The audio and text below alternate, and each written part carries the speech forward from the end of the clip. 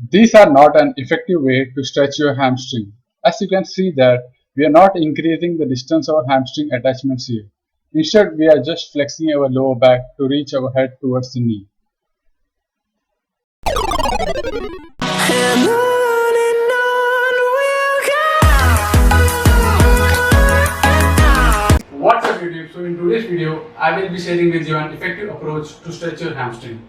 Hamstring is a muscle which runs behind your thighs from your hips to your knees. Let's have a look on its anatomy. Hamstring group consists of four muscles. The bicep femoris, which has a short head and a long head, and the semimembranosus and the semitendinosus. So if you consider the anatomy, you can see that bicep femoris covers the lateral portion of the hamstring, that is outside of your thigh, and the semimembranosus and semitendinosus covers the medial portion of your thigh, that is inside of your thigh.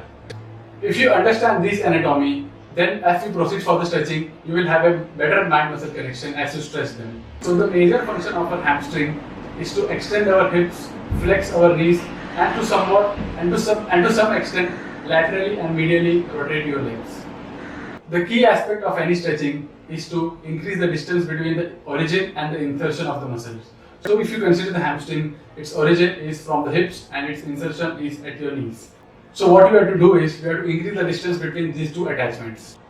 But before we start our stretching, let's see why your hamstring gets stiff at the first place. If you have a weak glutes, then your hamstring will compensate for the power. So your hamstring will have more load whenever you are performing any exercises. So it's necessary that you strengthen your glutes if you want to reduce the stiffness on your hamstrings. If you are sitting for long hours on a chair with knees bent, then there is a high probability that your hamstring might get stiff. And you might have also observed that if you are sitting on a chair for long hours and when you get up, you might have noticed that you won't be able to extend your knees completely. That's because of your tight hamstring. The third point would be weak hamstring itself. If your hamstring is not able to maintain the load of your activities, then it might get stiff and even rupture. The fourth point is insufficient warm-up before heavy exertion. If you are not warming up your hamstring properly before any activities that requires a heavy exertion, it won't be able to lengthen and contract properly. So it might lead to stiffness or even rupture. So it's necessary that you warm up properly before any activity. If you want an example of this, you can consider Usain Bolt's final relay race, where he pulled his hamstring. And they claim that the reason was due to 10 to 15 minutes delay in their main event, due to which his body started cooling down in this 10 to 15 minute gap before the start of the event, which might have caused that injury. So let's see how to stretch your hamstring effectively so that you reduce the stiffness over that and enhance your recovery.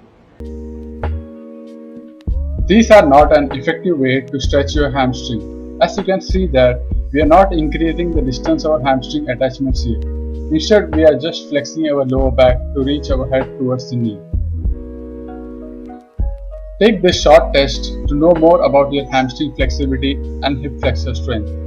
Here you have to stand tall with a neutral spine and lift one leg off the floor without bending both of your knees. Lift until you reach parallel to the floor or up to your maximum range, and once you reach here, hold there for 30 to 40 seconds. So if you are unable to hold your knees straight, that means you lack some hamstring flexibility, or if you feel cramps on your front of thigh, then it's a signal for weak hip flexors. So if you find your hamstrings tight or want an effective way to stretch them after your workouts, watch this video till end. Here you have to keep both your legs straight pointing forward and place the leg which you want to stretch on an elevated surface like I'm doing here on a chair. From here you have to slightly tilt your pelvis anteriorly as you can see in the side view. Then maintaining your spinal position, bend forward assuming that you have to touch your chest to your knees and not your head. Now bend forward until you feel lengthening at your hamstring and hold this end range for 30 to 45 seconds with deep breathing. To hit the lateral side of your hamstrings, that is your bicep femoris, which is at the outside of your thigh, you have to externally rotate your legs such that your fingers and knees point outward.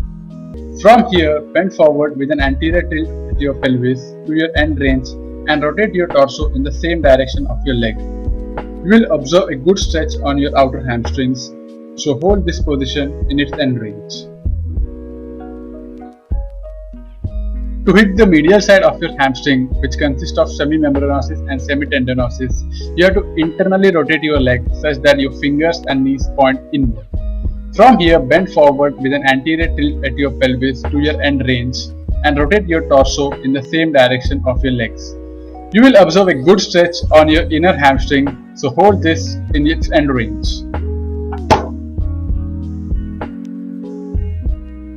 You can try all these variations on the floor, and as your hamstring gets loose and you get used to this stretch, you can go on increasing the elevation.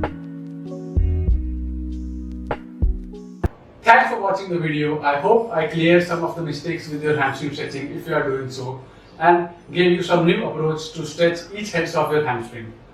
So use these stretches after your workout and hold each of them for 30 seconds for maximum benefits. And if you find it helpful, consider subscribing to my channel for more fitness and nutritional information. And we will meet in the next video. Where you are.